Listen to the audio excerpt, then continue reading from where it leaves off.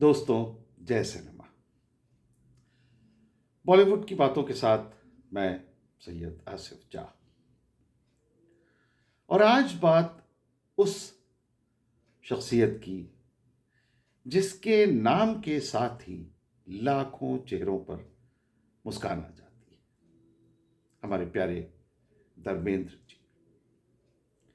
Film industry के इस gentle giant ने अपने 6 डिकेड्स लंबे फिल्म करियर में जो मोहब्बत, जो सादगी, जो सच्चाई दर्शकों के दिलों में बोई है, वो किसी भी सोशल मीडिया ट्रेंड या वायरल पोस्ट से कहीं ज्यादा परमानेंट है। ही मैन ऑफ बॉलीवुड कहे जाने वाले धर्मेंद्र ने फूल और पत्थर, शोले, सीता और गीता, चुपके चुपके, धर्मवीर जैसी कल्ट क्लासिक फिल्मों से हमें न सिर्फ एंटरटेन किया, बल्कि इंसानियत और रिश्तों की अहमियत भी सिखाई। उनकी ट्रेडमार्क जो मुस्कान है, जो स्माइल है उनकी, उसमें जो अपनापन है, उसमें जो सच्चाई है, उसमें जो निश्चलता है, वो यही वजह है कि जब भी उनकी सेहत को लेकर कोई खबर आती है तो पूरा देश दुआ में हाथ जोड़ देता है। पिछले हफ्ते जब 89 ईयर्स ओल्ड धर्मेंद्र जी को मुंबई के ब्रीच कैंडी हॉस्पिटल में मेडिकल टेस्ट और कुछ ट्रीटमेंट के लिए भर्ती किया गया, तो उनके चाहने वालों के बीच ऑफ कोर्स चिंता की एक लहर दौड़ना लाजमी थी। लेकिन अफसोस, कुछ गैर जिम्मेदार सोशल मीडिया हैंडल्स और कुछ गैर जिम्मेदार, उनसे भी ज़्यादा, न्यूज़ चैनल्स ने इस सेंसिटिव वक्त में, अ, अ, इस इस परेशानी के वक्त में धर्मेंद्र जी की इस इलाज को और हॉस्पिटलाइजेशन को ब्रेकिंग न्यूज़ में बदल दिया और झूठी खबरें फैलाने लगे कि धर्मेंद्र जी अब नहीं रहे। सोचिए, जब एक परिवार अपने पिता, पति या भाई की जिंदगी के लिए दुआएं कर रहा हो, तो ऐसी अफवाहें उन पर क्या गुजारती होंगी। उनकी बेटी ईशा देओल ने इंस्टाग्राम पर लिखा, the media seems to be in overdrive and spreading false news. My father is stable and recovering. Please give our family privacy. वहीं हेमा मालिनी ने, उनकी पत्नी ने ट्विटर पर लिखा कि what is happening is unforgivable. How can responsible channels spread false news about a person who is recovering? Of course उनकी family की यह नाराज़गी बिल्कुल हक बजानिब है, जायज़ है, क्योंकि ये मामला सिर्फ धर्मेंद्र जी का नहीं बल्कि हमारी इंसानियत का है, हमारी कलेक्टिव ह्यूमैनिटी का है। आज की डिजिटल दुनिया में स्पीड और सेंसिटिविटी का रिश्ता दिन ब दिन कमज़ोर होता जा रहा है। हर कोई पहले बताने की होड़ में है, चाहे वो न्यूज़ चैनल हो, यूट्यूबर हो, ब्लॉगर हो या कोई इंस्टाग्राम पेज हो। सच्चाई की जगह सनसनी बिकती है और इंसानियत की जगह लाइक्स। धर्मेंद्र जी पहले स्टार नहीं है जो डेथ हॉक्स का शिकार बने हो। इससे पहले भी अमिताभ बच्चन, दिलीप कुमार, शशि कपूर, लता मंगेशकर और यहाँ तक कि हॉलीवुड की जैकी चैन तक झूठी मौत की खबरों के शिकार हो चुके हैं। 2016 में शशि कपूर जी की मौत की अफवाह फैली, कई बार फैमिली को इसे कंट्राडिक्ट करना पड़ा बार बार। ये सब देख के ये लगता है कि इंटरनेट ने संवेदनशीलता की जगह ट्रैफिक और ट्रेंड्स को ही अहमियत देनी शुरू कर दी है। 2023 में धर्मेंद्र जी ने करण जौहर की रॉकी और रानी की प्रेम कहानी में फिर एक बार अपने चाहने वालों को अपनी परफॉर्मेंस से, अपनी खूबसूरत पर्सनालिटी से और परफॉर्मेंस से चौंका दिया।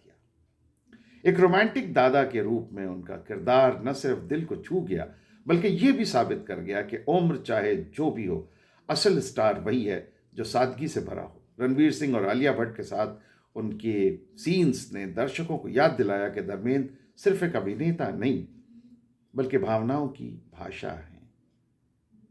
यहां मैं एक और, मुझे चीज़ याद आ रही है कि मैंने जब धर्मेंद्र जी जब थोड़ी उनकी एज ज़्यादा हुई और जब उन्हें वो जैसे जिस तरह के हीरो के रोल्स करते थे वो उससे ये हुआ कि तो किसी मीडिया पर्सन ने उनसे ये सवाल किया कि अब आप क्या कैरेक्टर रोल करेंगे बाप के, दादा के, इस तरह के। और धर्म जी ने उस वक्त उसको जवाब दिया था कि मैं हीरो के रोल करता रहा हूँ, मैं हीरो हूँ और मैं लीड रोल्स ही करूँगा। और आप ये देख लें कि उनके साथी तमाम एक्टर्स ने तमाम तरह के सपोर्टिंग रोल्स किए, मगर धर्म जी ने आज तक कभी भी जहाँ भी किया, जिस भी फिल्म में किया, वो एंकर ऑफ द फिल्म रहे, वो central character of the film रहे, वो सपोर्टिंग कैरेक्टर नहीं रहे। ये है और यही चीज़, शायद यही यूनिकनेस जो है वो धर्मेंद्र जी को इतना पॉपुलर करती है, इतना प्यारा बनाती है। और यही वजह है कि जब उनके अस्पताल में भर्ती होने की खबर आई तो पूरा बॉलीवुड उनका हाल जानने के लिए पहुंचा। शाहरुख खान, आमिर खान, सलमान खान, सभी उनके लिए दुआएं लेकर आए। यह सिर्फ सम्मान नहीं था बल्कि पीढ़ियों से चली आ रही मोहब्बत का सबूत भी था। सोचिए कि जिस धर्मेंद्र ने शोले में दोस्ती का सबसे खूबसूरत रूप दिखाया, आज वही फेक न्यूज की दुनिया में इंसानियत के प्रतीक बन गए हैं। आज उनकी असलियत पर शक नहीं बल्कि हमारी डिजिटल आदतों पर सवाल है। क्या हमें यह अधिकार है कि किसी की मौत की झूठी खबर फैलाकर कुछ सेकंड के व्यूज हासिल करें? यह बात याद रखनी होगी कि एक सेलिब्रिटी के लिए पब्लिक फिगर होना उसकी पर्सनल डिग्निटी खोने का लाइसेंस नहीं है। धर्मेंद्र जैसे कलाकार अपनी कला से हमें खुशी देते हैं और हमारी जिम्मेदारी है कि उनके कठिन समय में हम उन्हें सम्मान और प्रार्थना दें, ना कि गलत खबरें। धर्मेंद्र जी का पूरा जीवन इस बात की मिसाल है कि सादगी, ईमानदारी और इंसानियत कभी पुरानी नहीं होती, आउट ऑफ फैशन नहीं होती। उनकी मुस्कुराहट, उनका नर्म रवैया, उनका एक आम आदमी जैसा दिल और उस दिल का बड़प्पन, ये सब उनकी उनकी ताकत है, ये सब उनकी पर्सनालिटी का हिस्सा है। आज जब वो घर लौट आए हैं और परिवार ने बताया कि उनका इलाज घर पर जारी रहेगा, तो हमें सिर्फ एक काम करना है, उनकी सलामती के लिए दुआ करना है और सोशल मीडिया पर जिम्मेदार बनना है। Because you share, before what ever you share, please be careful. किसी भी खबर को शेयर करने से पहले सोचें कि क्या यह सच्ची है, क्या इससे किसी परिवार को दुख तो नहीं पहुंचेगा, क्या ये इंसानियत के खिलाफ तो नहीं है। धर्मेंद्र जी की जिंदगी हमें यह सिखाती है कि स्टारडम से बड़ा कुछ है तो वो है दिलदारी। आज के इस दौर में जहां सोशल मीडिया ने फॉलोअर्स को इंसानियत से ऊपर रख दिया है, धर्मेंद्र जी जैसे कलाकार हमें याद दिलाते हैं कि सच्ची शख्सियत वो है जो पर्दे पे नहीं, पर्दे के पीछे भी इंसान बना रहे। हम सब ये चाहते हैं कि हमारे ही मैन जल्द सेहतमंद हों, मुस्कुराएं और फिर हमें वही गर्मजोशी दिखा के कहें कि आप सबका प्यार ही मेरी असली ताकत है। फेक न्यूज़ और डेथ होक्स की इस डिजिटल भीड़ में धर्मेंद्र जी जैसे कलाकार इंसानियत के आखिरी मोर्चे पर खड़े हैं।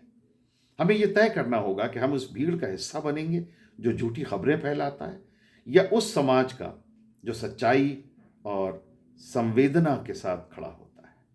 धर्मेंद्र जी सिर्फ एक अभिनेता नहीं है, वो हमारी फिल्मी संस्कृति का जिंदा सबक है। ही मैन होना सिर्फ ताकत का नहीं बल्कि दिल का भी सवाल है। तो धर्मेंद्र जी को बहुत शुभकामनाओं के साथ कि वो जल्दी पूरी तरह से सेहतमंद हो जाएं, हम ये वीडियो यहाँ ख़त्म करते हैं। जय सिनेमा, जय Bollywood. Thank you very much. Thank you.